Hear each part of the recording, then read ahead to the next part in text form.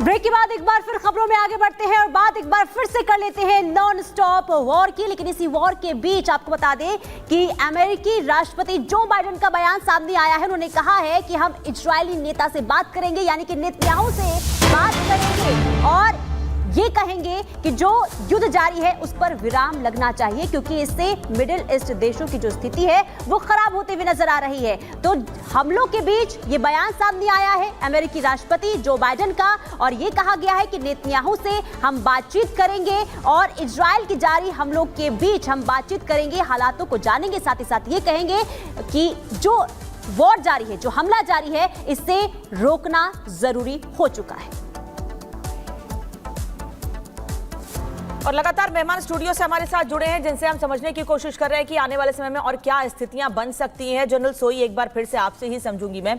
हम इसके पहले भी इजराइल को लेकर, जब हमास ने अटैक किया था, हम उस वक्त भी लंबी बातचीत कर चुके हैं इसको लेकर। यह समझा गया था कि 50 दिन, 70 दिन, 100 दिन, इससे ऊपर नहीं चलेगा। 2014 में भी जब अटैक हुआ था 50 दिन से ऊपर नहीं चला था, 2014 की जो स्थिति थी। अब साल भर का वक्त होने वाला है और अब तो ऐसा लगा मिडिल ईस्ट की सभी कंट्रीज एक साथ आ रही हैं और इजराइल पर हमला, इजराइल पर अटैक करने की तैयारी है पूरी तरीके से।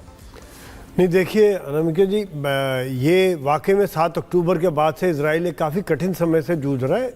लगातार हमले हो रहे हैं, उनके भी देश के अंदर काफ़ी लोग रिफ्यूजी बन चुके हैं, काफ़ी लोग शरणार्थी बन चुके हैं अपने गांव, जैसे नदर्न इजराइल हो गया, सदर्न इजराइल हो गया, पश्चिमी इजराइल हो गया, जहां से काफ़ी लोगों को अपने घर छोड़कर बीच के इलाकों में आने पड़ा। यही एक कारण है कि नेतन्याहू के ऊपर भी काफ़ी प्रेशर है कि इसको किस तरह से ख़त्म किया जाए और इस मुसीबतों को जल्दी से जल्दी ख़त्म किया जाए। इजराइल के ऊपर आए दिन, जैसा भी आप बता रही थी, पहले हमास से, फिर हिजबुल्लाह से, फिर हूती से, अभी कभी सीरिया से, इराक से, जगह जगह से हमले, रॉकेट फायर होते रहते। आप सोचिए कि अगर हमारे भारत में ऐसा हो या किसी देश में ऐसा हो, क्या वो सहन करेगा? तो यह तो इजराइल की जो पॉलिसी रही है वो है प्रोएक्टिव पॉलिसी कि जो जहां से आए उसको वहीं तोड़ो, चुन चुन के मारो, अपनी इंटेलिजेंस बिल्टअप कर लिया। अभी सीरिया के राष्ट्रपति के भाई को मार दिया, हिजबुल्लाह की पूरी चेन को ख़त्म कर दिया, हूती ने एक मिसाइल कल फायर की, उसके कितने इलाकों को बर्बाद कर दिया। इजराइल में क्षमता है और करके दिखा रहा है। जहाँ तक मिडिल ईस्ट के इकट्ठे होने की बात है, जैसा आप कह रही थी, ईरान ने बुलाई मीटिंग OIC की, कितने देश साथ में खड़े होते हैं क्योंकि वहाँ की अपनी डायनेमिक्स है। नहीं चाहते, कई लोग तो खुश हैं ये नसरुल्लाह मारा गया, वो भी नहीं चाहते हैं कि वहां पर ईरान दूर है, ईरान से दूर है, लेकिन सीरिया का बॉर्डर, लेबनान का बॉर्डर, गाजा पट्टी, वो तो वहां पर ये 3-4 देश हैं। देखिए, सीरिया हो गया, इराक हो गया, जॉर्डन हो गया, अपना हूथी भी दूर है लेकिन वो गड़बड़ कर रहे हैं, हमास हो गया, हिजबुल्लाह हो गया। लेकिन इसके अलावा आप देखिए जो बाकी ताकतवर देश हैं, चाहे वो सऊदी अरेबिया हो गया, UAE हो गया, कतार हो गया, ओमान हो गया, इसके अलावा जो बाकी देश हैं, ये कोई सब चाहते डेवलपमेंट हो, वो इस तरह की आतंकवादी घटनाओं से दूर रहना चाहते हैं। वो नहीं चाहते कि इस तरह की बात हो। वहाँ इन्वेस्टमेंट आ रहा है आज और यहाँ पे बर्बादी आ रही है। जो कुछ बना हुआ आप देखिए, जो पिक्चर आप दिखा रहे, आग, बर्बादी, बिल्डिंगें गिरी हुई हैं, लोग मर रहे हैं, ये इन्हीं का करने का फल है। कई लोग, जो कई लेबनानी कह रहे हैं कि हिजबुल्लाह का खात्मा हुआ है, यहाँ पे कम से कम हमारी शांति होगी, कुछ अमन आएगा, चैन आएगा, नहीं तो ये तो ऐसी चलता रहेगा। यहाँ पर तो उनकी सोच ऐसी हो गई है।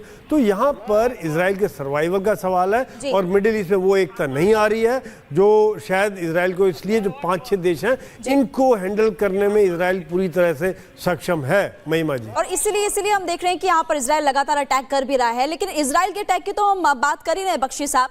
सबसे बड़ा सवाल खड़ा होता है, पाकिस्तान को कुछ देर पहले जानकारी दे रही थी यूके देवनाथ जी की, कैसे वहां पर समर्थन किया जा रहा है और खेद प्रकट किया जा रहा है कि नसरुल्लाह मारा गया। हमारे भारत की बात करें तो यहां पर भी बहुत सारे ऐसे लोग हैं जो कि संवेदना प्रकट कर रहे हैं, खेद प्रकट कर रहे हैं। देखिए, एब्सोल्युटली राइट। जब पाकिस्तान की बात आती है तो पाकिस्तान के सपोर्टर्स जो भारत में हैं उनकी बात आती है।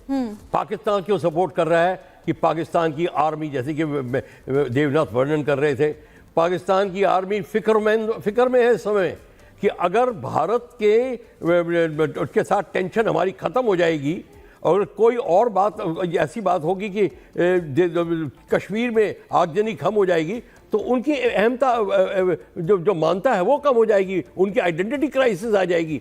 तो नॉर्मल पब्लिक कहेगी तो वापस बैरक्स चाहिए, आप गद्दी पे क्यों हैं? तो गद्दी पे बैठने के लिए वो उनको ज़बरदस्त वो कश्मीर में आगजनी करनी चाहिए, करते रहेंगे। उसको करने के लिए वो नमूना उठा रहे हैं पूरे इस्लाम के जिहाद का कि देखिए क्या हो रहा है, हमको भी ये करना चाहिए। हालांकि कई भारतीय लीडर जो है, इस्लामिक लीडर्स भी हैं, वो अब सही बात करने लगे हैं, शांति की बात करने लगे हैं। लेकिन बहुत सारे ऐसे जो कि जय फिलिस्तीन भी कहते हैं और फिर पीछे पीछे समर्थन भी करते वो नहीं, वो बड़े लीडर्स कर रहे हैं, पर जो कि डायस्पोरा कही है, इंडिया के अंदर में भी जो रेडिकल इस्लामिस्ट है, वो पाकिस्तान का फ्लैग या वो जिहादी फ्लैग उठा रहे हैं। देखिए, ये मैसेज एब्सोल्युटली क्लियर है। और पहले भी आप हमसे मेरे से पूछा था भारत की स्थिति क्या होनी चाहिए।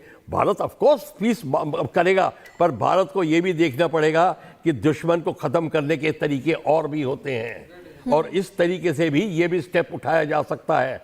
भारत को इस बात की भी चिंता करनी पड़ेगी कि अगर ये आउट ऑफ कंट्रोल जाते हैं तो हमें क्या स्टेप उठाने पड़ेंगे। ये भी क्योंकि integrity of the nation is more important than anything else. तो ये चीज़ भी देखी जाएगी। तो पाकिस्तान की जो स्थिति है वो वैसी ही रहेगी। वो अमेरिका, वो जो अमेरिका का सपोर्ट कम हो गया है। Sir, I am so sorry sir, मैं आपको रोक रही हूँ। एक तस्वीर दिखा देती हूँ ग्राफिक्स के जरिए कि नसरुल्ला तो ढेर हो गया है, लेकिन अब हुती की भी खैर नहीं है। हुती की ओर से, हुती विद्रोहियों की ओर से भी अटैक किए जा रहे हैं। अमेरिका के ड्रोन को मार गिराया गया, ये भी हमने आपको दिखाया। लेकिन इस बीच इजरायल ने क्या तैयारी कर रखी, ये आपको बता देते हैं। ईरान समर्थित हुती विद्रोहियों पर हमले किए जा रहे हैं। हुती विद्रोहियों को खत्म करने की वहां पर भी पूरी तैयारी है। हुती के ठिकानों को निशाना बनाया जा रहा है। हमास, हिजबुल्लाह के बाद अब हुती के ठिकानों को निशाना बनाया जा रहा है। इजरायल ने यमन में रॉकेट और बम बरसाए हैं, साथ ही सीरिया में भी अटैक लगातार जारी है। 12 जेट, पावर प्लांट, बंदरगाह तबाह कर दिए गए हैं। और ये तो सिर्फ शुरुआत है, आने वाले समय में हमले और तेज होंगे।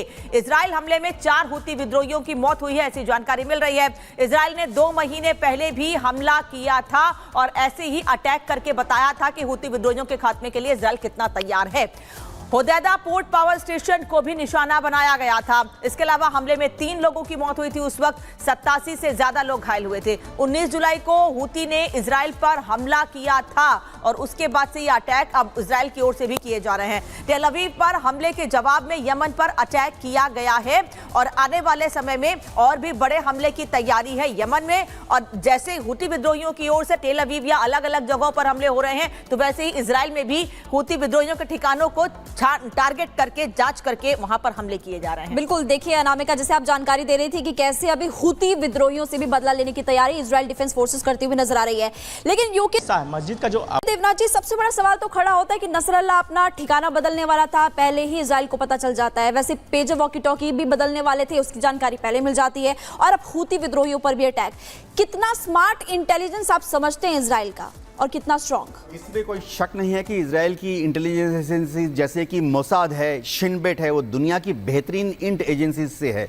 उनकी सबसे बड़ी जो स्ट्रेंथ है वो ना सिर्फ उनकी ह्यूमन इंटेलिजेंस है, वरन उनकी जो इलेक्ट्रॉनिक सर्विलेंस और इंटेलिजेंस मैकेनिज्म है बहुत ही शानदार है। दुनिया में कहीं पे अगर किसी ने गलती से अपना mobile, pager, walkie talkie on किया, तुरंत इजराइल की इंट एजेंसीज को पता लग जाता है कि ये कहाँ पर ऑन है, किस दिशा में जा रहा है, और सबसे बड़ी बात है किसकी जेब में है। इसी को भांपते हुए हमास के जो लीडरान थे, हिजबुल्लाह के जो लीडर हैं, वो हर रात को अपना घर बदलते हैं। हर रात को अगर हो सके हर घंटे घंटे में एक कमरे से दूसरे कमरे में चले जाते हैं, क्योंकि उनको मालूम है कि हमास को पता है कि वो कहाँ छुपे हैं। जहाँ तक मोसाद की बात है, मैं आपको बता देता हूँ कि हम याद कर सकते हैं पुराना समय था 1972, जब जर्मनी में म्यूनिक ओलंपिक के समय में इन आतंकवादियों ने इजराइल की टीम पर म्यूनिक ओलंपिक में कातिलाना हमला किया था। हमला किया गया था और उसके बाद उस ओलंपिक को रोकना भी पड़ा था, हालांकि उसे शिफ्ट कर दिया गया था बाद में। सर, वापस लौटेंगे आपके पास, रविंद्र सर का रुख कर लेते हैं। सर, बहुत कम समय है, क्विक रिएक्शन चाहूंगी आपसे। आपको क्या लगता है इन अटैक्स के पीछे, या हुती, हमास, हिजबुल्लाह को मजबूत करने के पीछे कौन है मास्टरमाइंड? ईरान है one and quick bullet points में इजराइल सबसे स्मार्ट इंटेलिजेंस है। बट याद रखिए 7 अक्टूबर को सबसे बड़ा फेलियर हुआ इजराइल का।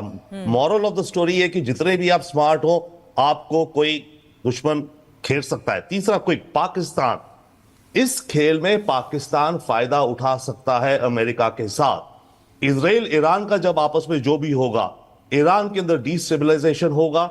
ईरान के अंदर अमेरिका चाहता है रेजीम बदलवाना, क्योंकि ईरान रशिया को सपोर्ट कर रहा है, और वैसे भी ऐसे में पाकिस्तान साउथ बलूचिस्तान जो ईरान का है वहां पे डिस्टर्बेंस फैलाएगा। पाकिस्तान अपने को पोजीशन करेगा विद अमेरिका, आइए मैं आपको ईरान को चेंज करने में मदद करता हूं।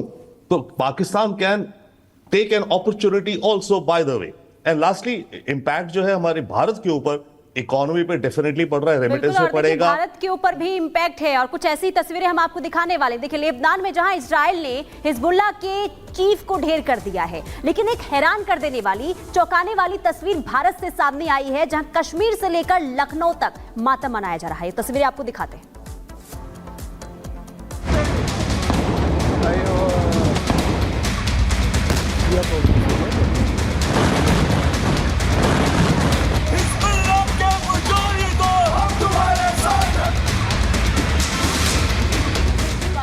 आतंकी नसरुल्लाह की मौत पर मातम। भारत में मुस्लिम नेताओं की ये कैसी सियासत है?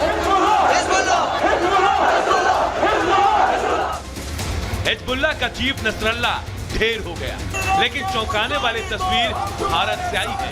नसरुल्लाह की मौत पर कश्मीर में लोग सड़कों पर निकल गए। पीडीपी समेत कई पार्टियों के लोग नसरुल्लाह की मौत पर मातम मना रहे हैं। नसरुल्लाह की मौत पर कश्मीर घाटी में चीख पुकार मची है। कश्मीर में सैकड़ों लोग विरोध प्रदर्शन करते दिखे।